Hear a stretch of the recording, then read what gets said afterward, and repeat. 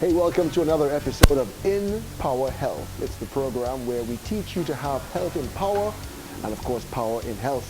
Today we're talking about diabetes. It's a disease that affects millions and millions of people worldwide. Right here in Trinidad and Tobago, very many people suffer from diabetes. But to understand the disease, we have to try to understand where it comes from, what causes it. What is diabetes? My name is Alex Assing, alongside me, of course, Dr. Myers. And Doc, diabetes? Diabetes. Well, I'm going to start by raising out two research papers I have here. One is type 2 diabetes remission possible with achievable weight loss, says researchers. People who achieve a weight loss of 10% or more in the first 5 years following diagnosis with type 2 diabetes have the greatest chance of seeing their disease go into remission, according to a study led by the University of Cambridge. Nice. Right? It says that it affects over 400 million people worldwide, and it increases the risk of heart disease, stroke, blindness, amputations, etc. While disease can be managed through a combination of positive lifestyles and medication, it is also possible for high blood glucose levels that defined by diabetes to return to normal through significant calorie restriction. An intensive low-calorie diet involving a daily intake of 700 calories for 8 weeks has been associated with remission in almost 9 out of 10 people with recently diagnosed diabetes and half of people with long-standing disease. Yes. All right. There is little evidence to show whether the same effect can be achieved with people undergoing less intensive interventions, which are more feasible and potentially scalable in a wider population. To answer this question, a team led by researchers at the University of Cambridge studied data from the Addition Cambridge trial. So it was a study done with 867 people, newly diagnosed with diabetes, 40 to 69 years, Right. recruited from general practices in the eastern region. The research was funded by Wellcome, the Medical Research Council, and the National Institute of Health Research. The researchers found that 257 participants, 30%, were in remission at 5-year follow-up. That's 5 years after they did the test. Right. They were still non-diabetic. People who achieved a weight loss of 10% or more within the first 5 years after diagnosis were more than twice as likely to go into remission compared to people who maintained the same weight. We've known for some time that it is possible to send diabetes into remission using fairly drastic measures, such as intensive weight loss programs and extreme calorie restriction. These interventions can be very challenging to people and difficult to achieve, but our results suggest that it may be possible to get rid of diabetes for at least the first 5 years with a modest weight loss of 10%. And we're talking about 90% of the people getting rid of the diabetes. Exactly. This reinforces the importance of managing one's weight, which can be achieved through changes in diet and increase in physical activity. Type 2 diabetes, while a chronic disease, has led to significant complications, but our studies show can be controlled and even reversed with a glucose-lowering weight management program. Yes. Now, Doc, this is huge because, I mean, for many years, we were under the impression that once you have diabetes, that's it, it's a death sentence. the other article that I have is an article here which says the mitochondria, that is the engine in the cell, and not the glucose. Could be the driving inflammation, it could be the thing that drives inflammation in type 2 diabetes, which is what causes catastrophic Right. problems. Right? Researchers, this is the University of Kentucky. Nice. A breakthrough discovery has cast doubt on previous assumptions that glucose is the main driving force behind chronic inflammation within type 2 diabetes. Researchers carried out a study to test whether glucose is the cause of chronic inflammation.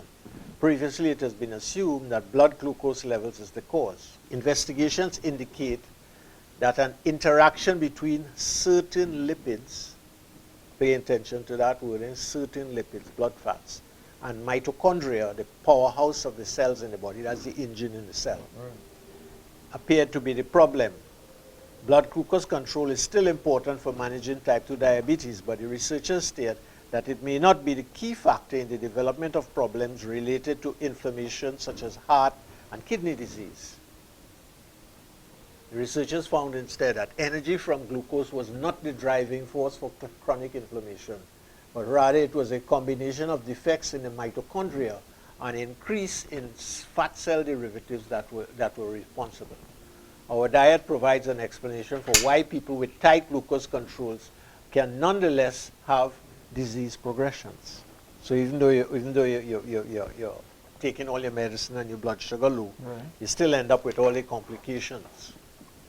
The reason for reading those two is that you would notice that everybody will tell you what will cause the inflammation,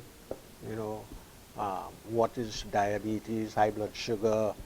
They'll tell you to go measure your cholesterol, and they'll tell you bad cholesterol and good cholesterol. But in actual fact, a lot of these things are assumptions and calculations, not average calculations. But nobody starts with where did the problem start from. Get to the source of it. Right, to get to the source. To start to look at the cause of type 2 diabetes, we have to briefly start by examining the work of the top researchers over the years. In the 1930s, you had a gentleman by the name of Professor Warburg in Germany, who did a lot of work on the effect of what causes cancer in the body. And let's say after the 1920s, you say we're talking about diabetes, how come we end up talking about cancer? But Dr. Warburg very succinctly started looking at the effects of what happens when a cell stops burning fat and starts to burn sugar. Normally, under normal circumstances, the body should burn fats. Oil. Fats are more efficient, right, than sugar. If the body starts to burn sugar, it's only in a emergency situation. Right. If you're going down the road and you suddenly find yourself where you have to run, then the body, the body needs instant energy. And the instant energy takes a while with oil. So what happens is the body normally has supposed to have a small store of glucose. And it goes boom, it takes that glucose and sets you off, right? And once it kicks in and you're going, and that starts to deplete, the oil use comes out. Now, oil is significantly more efficient to keep the body going than sugar. Anyhow, what happened is after the 1920s, you had a slow rise of this new disease called cancer.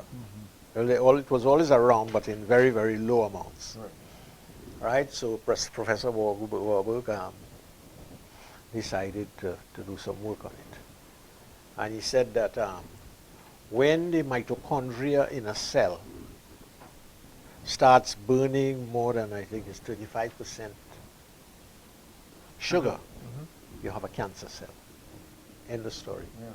What happens is it changes, the whole thing regenerates, and in order to burn sugar, it can't burn the sugar straight. It has to take the sugar and sort of break it down? Not only break it down, but ferment it. To ferment it. In order to use it. So which tends to suggest that it might also be burning alcohol. Okay, right. Well, that makes sense. Okay. So he said that, and he said that if you could succeed in stopping that, you would have people with less cancer. Right. However, he didn't mention too much, but I have a book on the hidden story of cancer, which is a whole book by... That is a large book, Doc. Yes, by Brian Scott Peskin. Okay. founder of Life Systems Engineering Science, and Ahmed Habib, MD, clinical researcher. You would say, well, why did they have to start doing that kind of test in the 1930s? Yes. Obviously, it wasn't too important. We go back a bit further. It's necessary to go into the history of things. Of course, we're going back. Napoleon was in charge of France, and he called his top scientists and he said, I need to have something that poor people can use that is like butter but not as expensive as butter. Okay. And they came up with a thing to thicken the oil and then add a little additive to it to make it taste right, a little sugar and a little buttercream and things like that. Right. So you think you're eating butter. Yeah. That thing was called margarine. Right. Right. Right. And we will go into why it happens. Now, because the mitochondria in the cell, when the oil comes into the cell, oil in its molecular shape has two spaces on it. And those two spaces are very attracted to oxygen. And you'll understand why. Because without the oxygen, the oil can't burn. Exactly. Right? Yeah. It can't fish on into heat and things like that, and energy. So when the oil gets into the cell and it combines with the oxygen, the mitochondria then takes it and uses it as energy. Of course, I'm simplifying it. I'm keeping it simple, but that's the basis. We appreciate that, Doc. Now, nowhere in normal nature is there anything as hydrogenated oil. Right. Right. So we're introducing something into the body that the scientists and them at that time didn't quite realize what they were doing. Okay. Right, in terms of the whole total effect. So they introduced margarine, right, and it was quite successful because it's consecutively cheaper than butter. It spreads easily. It spreads, and you could get it to taste right by adding all the right additives, I guess. and the right coloring and everything. So it looks like butter. And so they introduced it. And then they started introducing oil because the United States started a thing around the Second World War to become the breadbasket of the world. In other words, they were the biggest agricultural suppliers because they have huge subsidies which keep it alive and everything. Right. And they did that. But when they started doing that, they also wanted to produce dairy. I have to go into a little history to get a formation as to how we end up in this thing. Nice. So they wanted to produce dairy, but you didn't have the acreage to put cows on grass. Okay. So what they do is they put them in a pen And feed them green. Yeah. Now, when you're feeding them green, it means you have to process it and make stuff, make feed with it, mix the right things. And in the process of doing that, you take out the oil, take out most of the oil. Yeah. So what happened is, if you're dealing with thousands of tons of grain every day, what you end up with is a tremendous amount of oil that you have no use for. Oil has oil has the peculiar attributes of taking up the oxygen and going rancid. Yeah. So the thing is, how do we save that? So they save it very nicely. They take it and they vaporize it, put it into a big pressure chamber, pressure it up to 200 atmospheres, raise the temperature of the oil to 300 degrees. Why are they doing that? To make it pliable. And then they inject a few atmospheres of oxygen into it.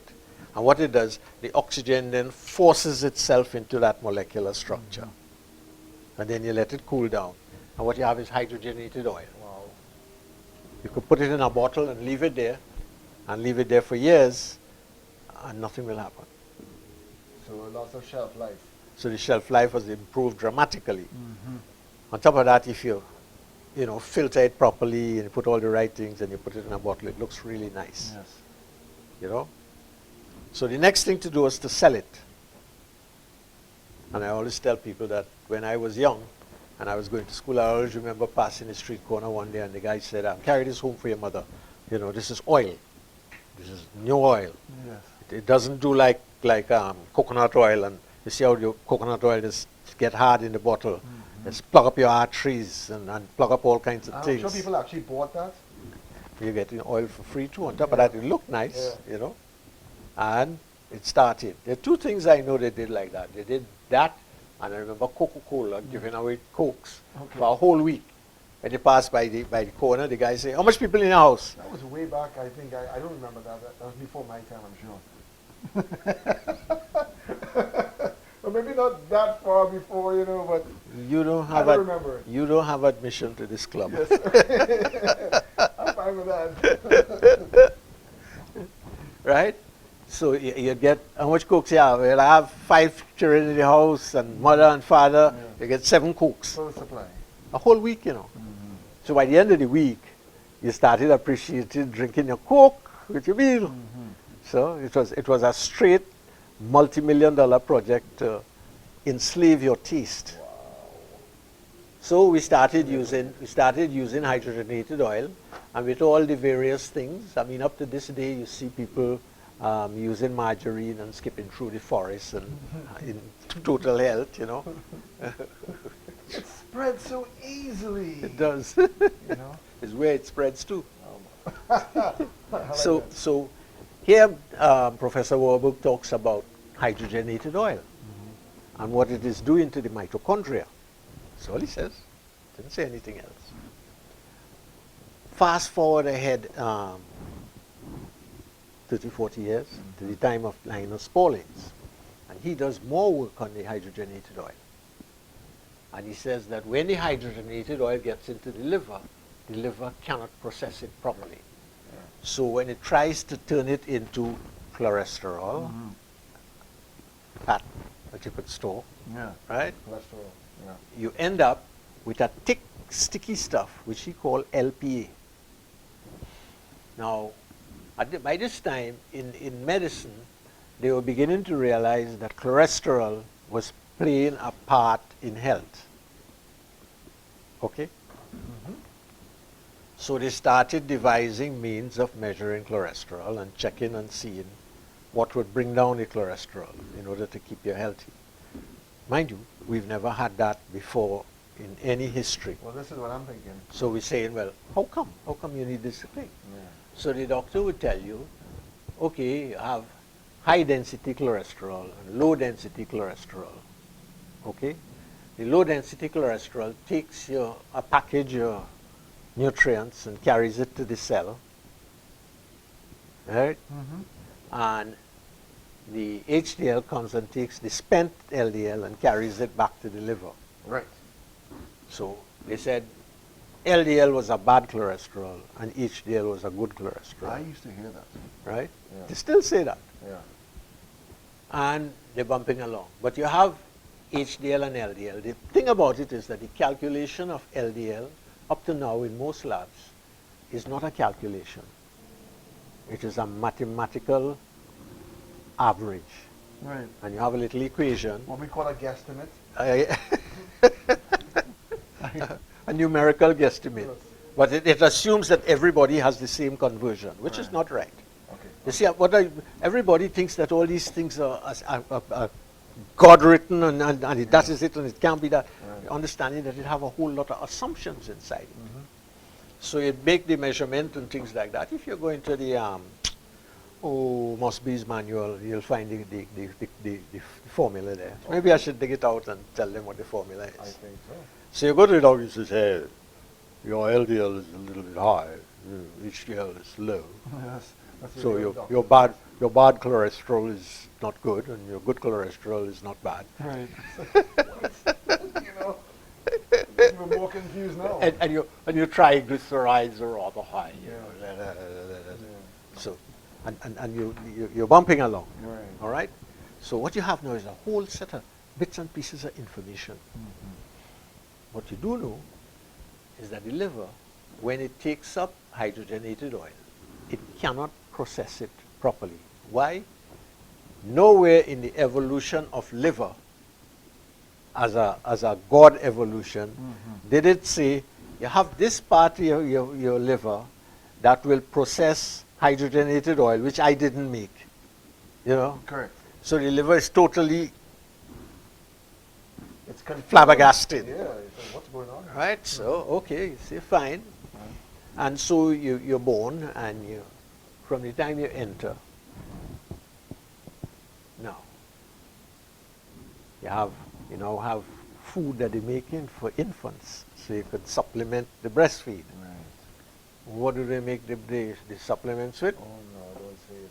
Hydrogenated oil, No. right? Yeah. Not only do they make it with hydrogenated oil, they also make it with soy. Well, that's another whole other topic. that's another story, Yeah. Yeah. right? So from the time the baby is born, the mother is doing hydrogenated oil, the baby is doing hydrogenated oil. So from day one, when that baby makes LPA, it starts to stick up the liver, it starts to stick up the At a arteries, very young age. it starts to stick up the mitochondria in the cell. Right. And that's only one aspect, the mitochondria. Don't forget that the cell itself is made of water. They say, oh, how can it be made of water? Yeah. Because it operates in the fourth stage. Fourth stage of water. Water has different stages that nobody ever tells us anything about, even though they found it out. So that's like a sort This of is how we have a report here which says that it is possible to beat diabetes by doing diet, right? Correct. And you don't hear it, but you hear about somebody, dog who gets stuck in a culvert, and they had to go and rescue it, and everybody, oh God, look at the dog, and everybody's dying of diabetes, and nobody don't say, hey, it looks like it's easily curable. Listen to the word, easily curable. So you're bumping along, and you're going along. Relate to a little story, a little sideline. About 5 years ago, I went to a conference up in North America. One of the big companies who make rife machines. Okay. And I went up there. This is a conference on health. And a conference on the use of rife for various things, rife machines. Okay. Knowing the theory and everything about it, having a background in physics and electronics, it was easy. So I got along well with the guys up there. So the guy who is the owner, he said to me, what do you do for diabetes? And I said, well, I have this.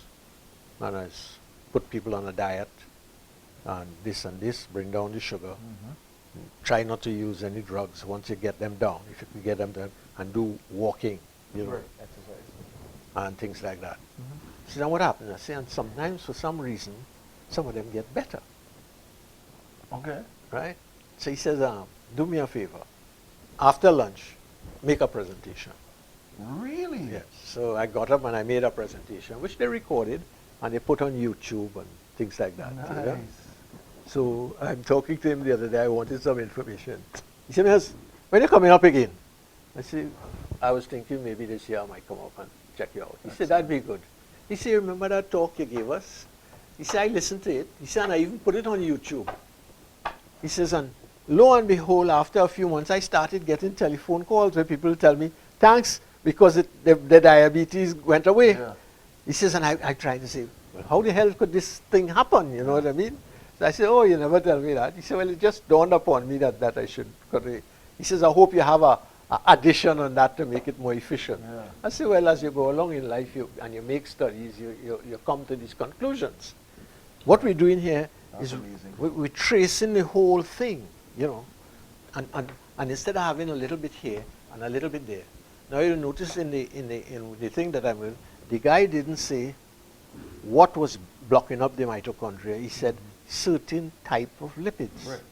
Right. He didn't say what type of lipids, right? And that is because if you're in a university and you're getting stipends from various people, and big organizations, Right. you can't go and say, hey, this is the kind, because the people who just make hydrogenated oil ring up and say, hey, you can't say that. Say certain type of lipids. And we human beings, by and large, are not inquisitive enough to ask, what do you mean by certain type of lipids? Right. Exactly. You have to have a peculiar kind of doubting Thomas mind that says, why are you hiding it? What are you hiding? Yeah. Right? So, Or just really curious?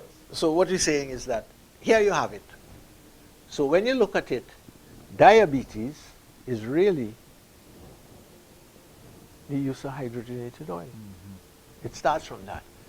Not only does diabetes start from that, cancer starts from that, plugged up arteries starts from that, heart problems starts from that, pancreatic problems starts from that, and you could go on, kidneys. It's really wide-ranging. Yes, it gets into the body, it infiltrates, and it literally gums up the works. If you want to doubt it, you're home and you're cooking with hydrogenated oil, and you like to fry and things, you know, and after a year living in there in the kitchen, and you look up, you see it have a layer of grease, gunk, right up in the top where the oil fumes go up, and you can't wipe it off. You go up there and try to wipe it off, it just stick. It's thick and gooey. It's almost like a coating. Yes. Well, actually, it is a coating. So that's the same coating that is now building up inside you. Right? So That's a great example, actually. so you say, you know, everybody who knows anything talks about that you think. I had a guy come to me once, and he's a football coach. So he says the end of the season, and he's taking down the balls and thing and putting them away for next. He said, and then he got to the point where he was going to service the pump that is pump up the balls with. So he got and he went looking for oil, and he didn't have. So he said, that's easy, man. So he went and he got a bottle of cooking oil. I knew you were going there, Doc. He went over and he poured it in, right? And he cheat. He said, good, and he stick it up. He says, 3 months later, when he go and he do so, the thing wouldn't move. It wouldn't move. Not only move, he couldn't get it out, no matter what he put inside it. And he had to throw away the pump. So listen to the observation he said. He said, I went and I told my wife, if that is doing that to that pump, think of what it do it inside us. Some people will make that kind of observation. He said, I went straight back to my coconut oil because coconut oil don't do that. You know? Because they don't hydrogenate it. So you say, you're left now where you're saying, well, we don't really have an epidemic. You say, well, why doesn't it touch everybody? Right? Very simple. The oil, the hydrogenated oil is not totally hydrogenated, it's partially hydrogenated to slow down the things. If you're eating things like margarine, it's much quicker because it is more hydrogenated. Right? In actual fact, I don't see how you're saying that you're talking about health and you have advertisements about margarine on the television. That always intrigues me. You understand? In the same breath. In the same breath.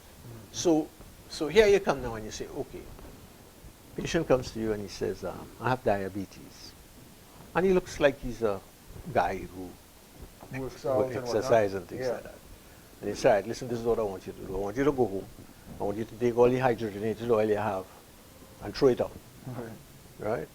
Go and get butter to use. You could even go and buy lard.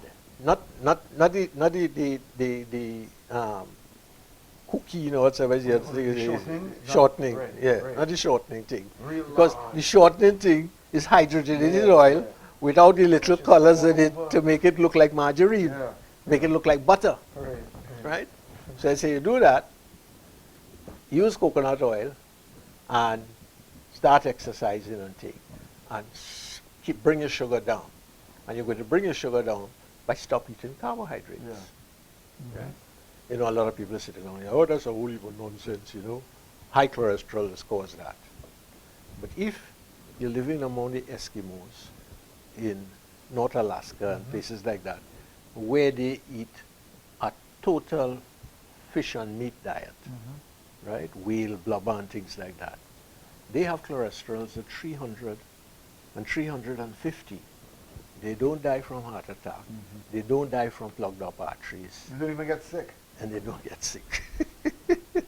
I think I told you the story about the guy who they appoint as was he a doctor? He was a priest. Right, And he rolled in with bad joints and things, and they tell him to see, he wanted to see the doctor. He said, doctor, what is that? He said, the guy who is, he says, we don't know. So if you want to go and see the shaman. Probably brought him a witch doctor. Yeah. Don't call it people witch doctor. Shaman, right? He connects with the spiritual world. We have a way when we think we are civilized, we adulterate everybody and put them down and give them a funny name. Okay, I got you. I remind you, there's no difference between a shaman and the priest that is in your church, Okay. except that the shaman might be more proficient. Okay. All right, I think we can move on from the shaman. Right? So he said, well, what are you doing? So they said, well, this is what we eat. So he surmises, well, if they're eating that and they don't have anybody sick, maybe he should do that too. Yeah. No. The word Eskimo means he who eats it raw. Right. So when they catch the whale and they chuck out a big chunk of it, they'll go and they'll dig up the ground until they reach the permafrost, and they'll fix the whale over and put it inside there and cover it for the bacteria and thing to do its thing. Wow. So he says, you take it. So they go and they pull out the thing and they fix it up, to make eat. Yeah. And there's eat greens. There's eat greens from the whale belly. Okay. All the seaweed and things like that. Yeah. When they kill that, they take it, they stick that out, they use that, they use it. They're not stupid, they're very smart. Of course, they don't have any greens during the winter because everything is. When you said greens, like, where are they getting the greens from? Okay. Yeah. So anyhow, Right next to the red. so they took out this big piece of whale meat and they chop it up and thing and they fix it up. And he went in and he had this funny smell, you know what I mean? Funny, I think that's like a So pleasant way. everybody eating that thing. When he do so, it can't pass his nose, you know what I mean? So they finally convinced him and he finally started eating. And one of the things that he noticed is a rapid surge of energy in his body. Wow. Right? They said 3 years later, when he was ready to leave the diocese to go back, he drove out his own dog sledge. Yeah. In other words, he was running with the dogs. Right. They said, now that you're feeding dogs with food made from things that people are eating, you have dogs now with diabetes, heart problems. So, which tells you, they're not contracting it. The food is causing that whole thing. You're feeding it to them. Yes. Okay. So which says that we're feeding our sickness to them. So therefore, if you have a situation where somebody comes to you and says,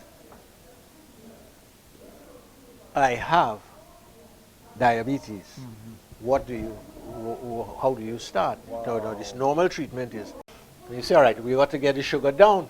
But that is not the problem. That is the effect of the problem. Right. The problem is your mitochondria block up and it can't burn oil and it's starting to burn sugar. If it's burning 5%, 10% of its energy in sugar, you're all right. 20%, you're pushing it. Kind of boring, yeah. 25%, you're pushing it. Now, listen to the whole thing about that. Sugar, fermenting and using as energy, is way more inefficient than burning oil. Yeah. In terms of energy production. In terms of energy production. If you get up in the morning and you drink 2 tablespoons of coconut oil, you have energy till after lunchtime.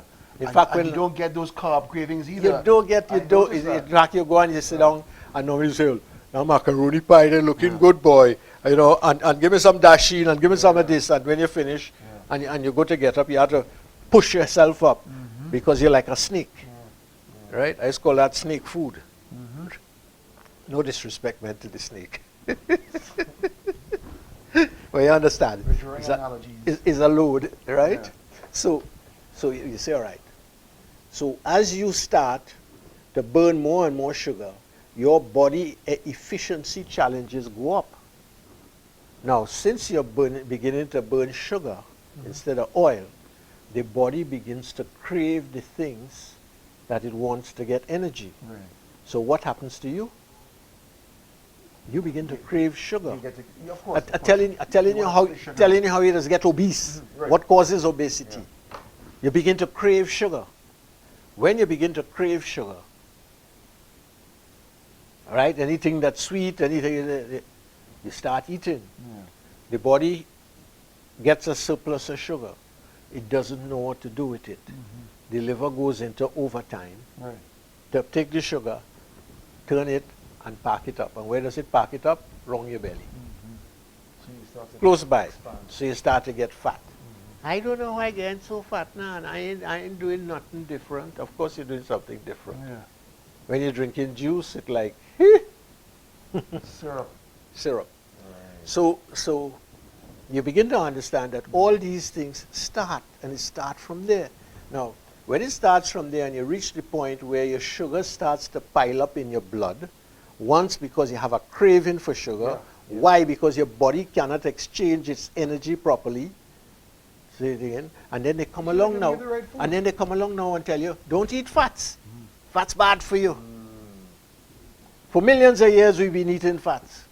You run out, you get up in the morning, you tell your wife, you say, I'll go in and look for some food.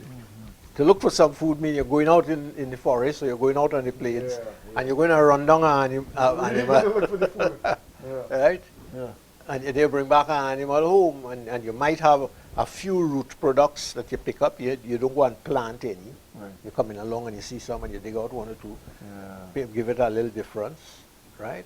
So essentially, your main thing that you're eating is meat with a few vegetables, Yes. root vegetables, right?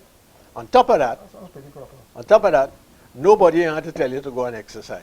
Right, because I mean, just the whole exclusions. If you can't run, you will starve. Yeah. Yeah. Correct. Right? So the whole thing fitted a whole different scenario. So you say, all right, you come now and you have diabetes. So if we're going to try and cure the diabetes, what should we try to do? Make a guess. To cure the diabetes, well, one, you have to cut out the sugar, you have to cut out flour as well. Diet has to change. That's why I asked him the question. Yeah. Because we start from the bottom, and I say, if you're going to cure the diabetes, what do you have to do? We start telling you, change your diet. Right. That has nothing to do with Stop it. the hydrogenated oil. So, right, so you stop the hydrogenated oil. But you still have all your mitochondria, a couple trillion cells in your body, gummed up in Okay, there. we're going to get it out. Yes, now you start talking Right. Right. that you have to stop the hydrogenated oil.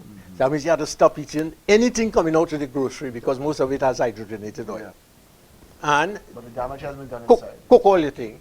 And then you have to say, how do I get the damage rectified? Well, the people in University of Cambridge say, go and exercise, go and lose weight, put yourself on a diet. When you put yourself on a diet, what happens? You start to crave, you get the cravings. Right, you put yourself on a diet, right?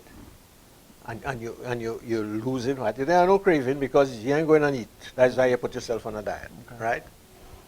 But what happens is that the body don't have enough energy at the end of the day. So what does the body start to do? It craves sugar. The body starts to take fat from around your waist that you have Okay. plenty of. Okay, okay. So it starts to melt fat. So the liver has to do something, the liver and the pancreas and the thyroid and all of them have to do things that would melt the fat. That's the same fat with hydrogenated oil. So it means that in that mode that you're I got in that mode that you're in, you're melting the ordinary fat, but you're also melting the hydrogenated fat. So it will start to melt the hydrogenated fat from all about if you kept it up long enough. Yes. The trouble is to keep it up long enough is not very easy because you're going to be going up the road and says, well, I'm losing weight, and you pass a thing flashing, new ice cream. New ice cream. Yeah. And they say, well, a little bit ain't going to hurt. Yes? And then you fall off. Right. So that is the problem.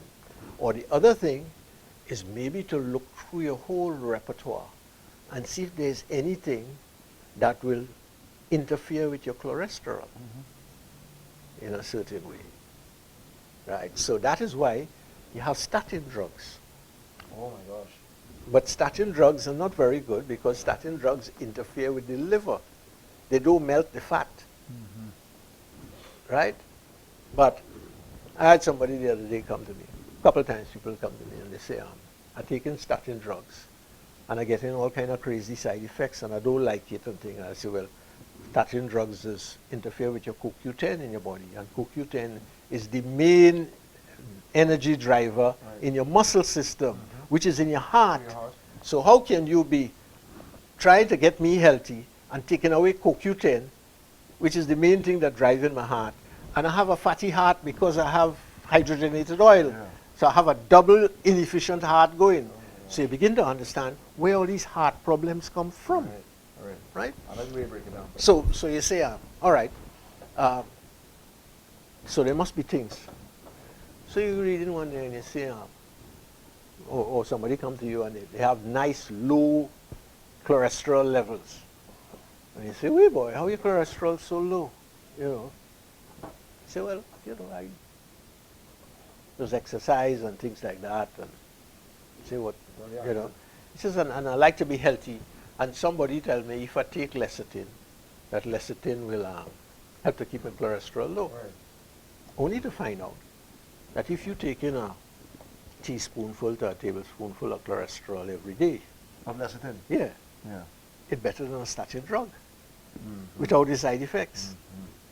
And in the lecithin, which is acetylcholine, the choline part of it has a nice thing that it does. It melts the fats that are associated with hydrogenated oil. So people who start taking lecithin that are diabetic, cut out the hydrogenated oil, which means you can't eat anywhere but in your house. Yeah. Exactly. Starts to melt the fat associated with the things that jamming up your mitochondria. Right? Now, this starts an interesting thing, because if it does that, are you saying that if you have a cell and the cell is plugged up and the cell is gradually going towards the 35% that is going to turn it cancerous, if you start to take something simple like lecithin, right, or conjugated linoleic acid, which is in cream of grass-fed cows. Oh, so you got a good butter. So you understand, no, yeah, just the cream alone, fresh cream. So what you're saying is that maybe that is why people who have dairy farms and they have grass-fed cows and they're drinking gobs of cream every day probably don't get diabetes as regular as people who outside. But you have to go digging for that information, right? So you say, all right, what else? So you have that, and then you read that the silkworm caterpillar, right? They put it in a cocoon. The cocoon is made of protein and things. And then in order for it to come out, it manufactures an enzyme. That breaks it down. That breaks it down. That enzyme is called serrapeptase. So if you took serrapeptase by itself, and you took it for a fair long time, you'd find that the plugs in your arteries, the hydrogenated oil and all the various things that stick up with it, calcium and everything, breaks down, and your arteries get clear. So if you're taking proper enzymes all the time, the chances are you wouldn't die of plugged arteries. Right?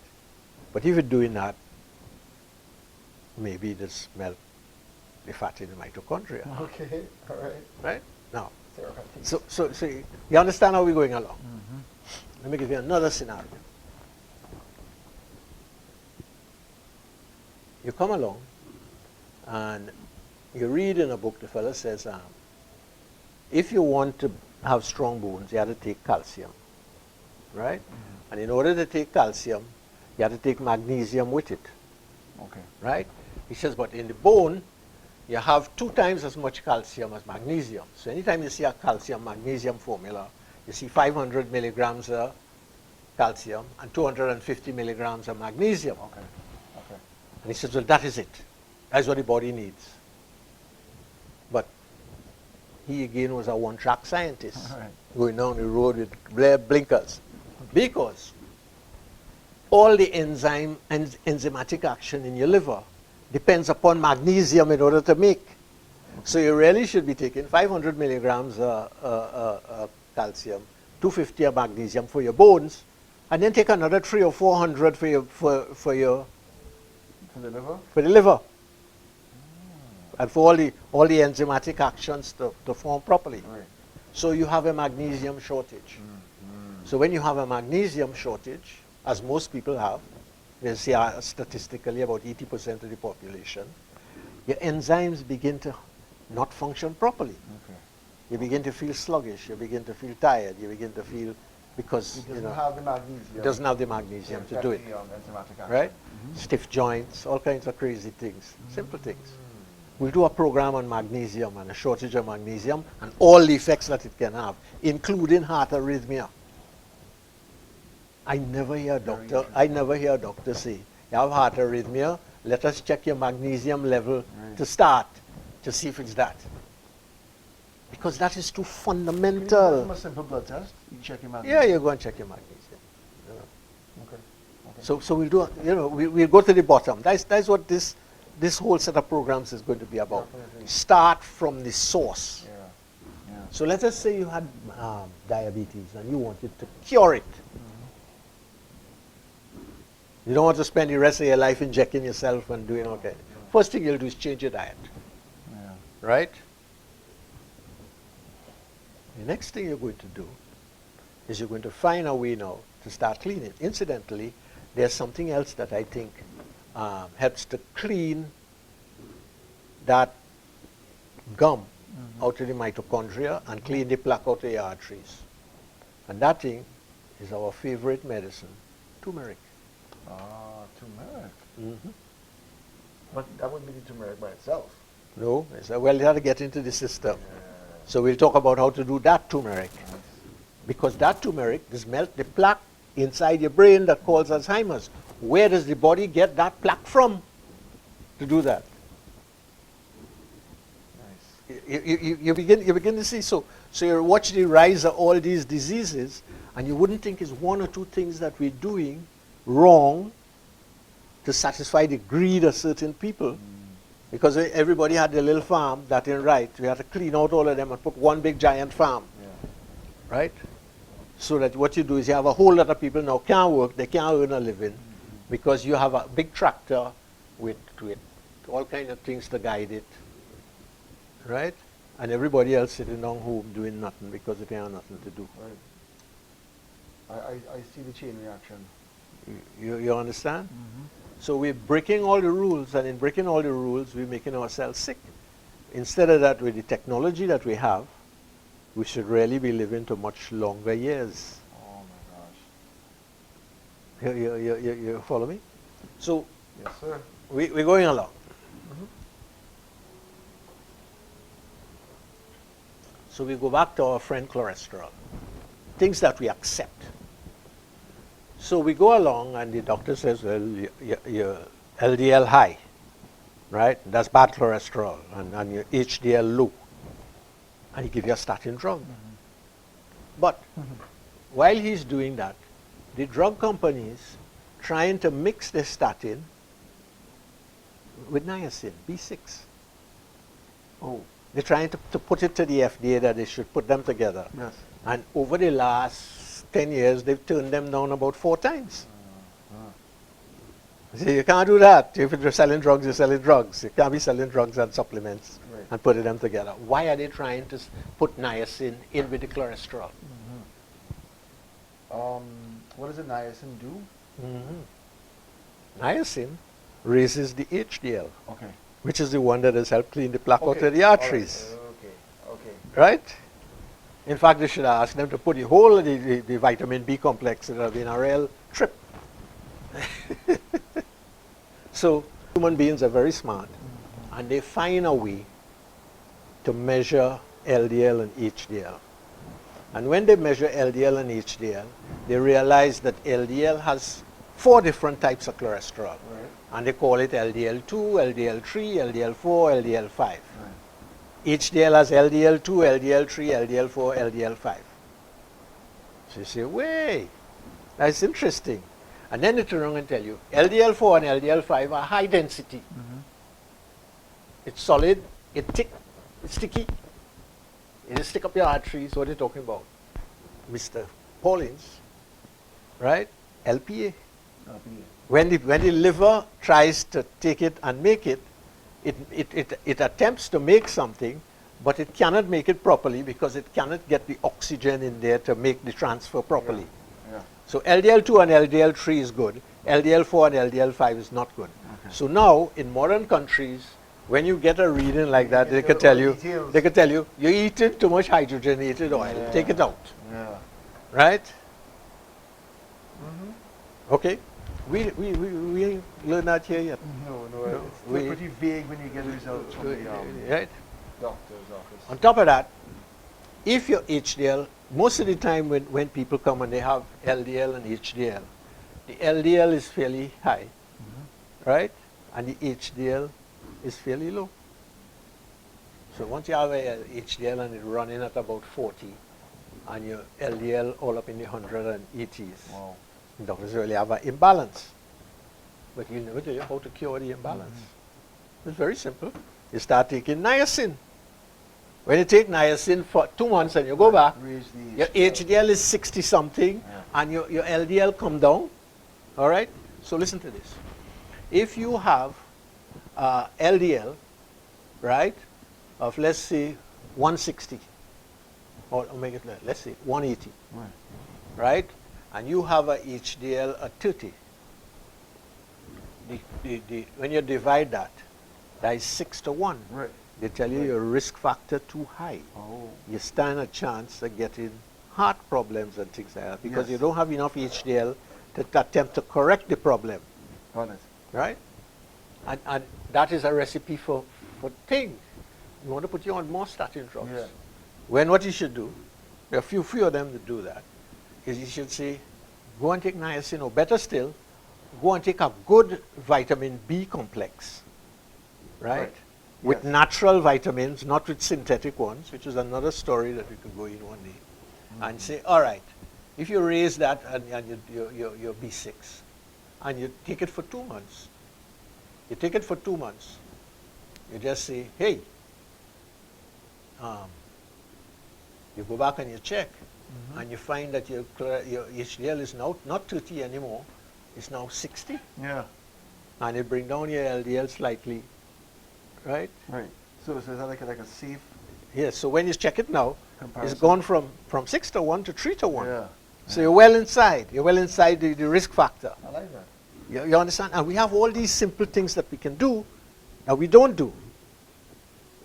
For instance, if you say, all right, you have to give somebody a statin drug. You want to adjust the cholesterol because that is the myth that we have. Right? The myth is not the cholesterol.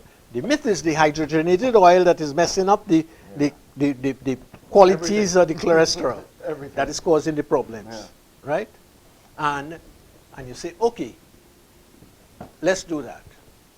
And you're a doctor, you're trained, and they say, all right, give them statin drugs to bring down the cholesterol. You know that statin drugs is rob the body of CoQ10. So listen to what you see. Most of the time when you have somebody and they have cholesterol problems, bet your bottom dollar they also have plugged up arteries, and they probably have fat in the heart. So the heart ain't functioning 100%. Right. But you're going to give them statin drugs, which is going to take away the CoQ10, which is going to make the heart problem worse. What you should do is to say, all right, and on this here, go and buy CoQ10, 200 milligrams, and take one every day. Yeah. At least I would alleviate the problem. Yeah. And by the way, throw in some vitamin C with that. You understand? To make it happen. Exactly. So the people walking around with just a bunch of pills, statins, and whatever else. And don't know and not just only, making things worse. and not only that, they don't know how to counteract this here so that they could get the benefits of that Yeah. without the side effects of this, you know. And so if you're taking statin drugs, make sure you're taking a vitamin B complex. So your HDL will always stay high. Your triglycerides will come down, Nice. right? If you then add a little coconut oil into your diet and the mitochondria are good enough, when you start using it, you start going into a ketogenic system. Yeah. When you go into a ketogenic system, and coconut oil is great because the liver will take the coconut oil and change it into ketones immediately. Yeah. You don't have to do nothing with it. Correct. And boom, send it into the system. Superfood. Send it into the brain. Because when you plug up the brain and the insulin that the brain is making in order to get energy, the brain have its own little organization there, you know. The brain is like the intelligence section of a country. It have everything inside there to be self-sufficient. You don't want to depend too much on that. So that when that insulin isn't working properly, you begin to have problems. You get Alzheimer's, you get dementia, you get all these things are man-made diseases, literally. Right. Right. Yeah. Right? And then you say, what are the things that you can use to keep that? Now, this conversation this week is only the connections. That's what we're doing. You know, we Very important connection. we start to think about life and about sickness, and we think about as, oh, this wrong with me, I want that drug. When 90% of the time, that is not the problem. That is not the problem. Where does the thing start from? How do I stop that? The first thing to stop is stop all hydrogenated oil. If it is causing such a havoc in the body, stop it. In some countries, some of the Scandinavian countries, they banned hydrogenated oil a long time ago. Why? They're seeking the welfare of their people. They're seeking the health of their people, not the sickness of their people.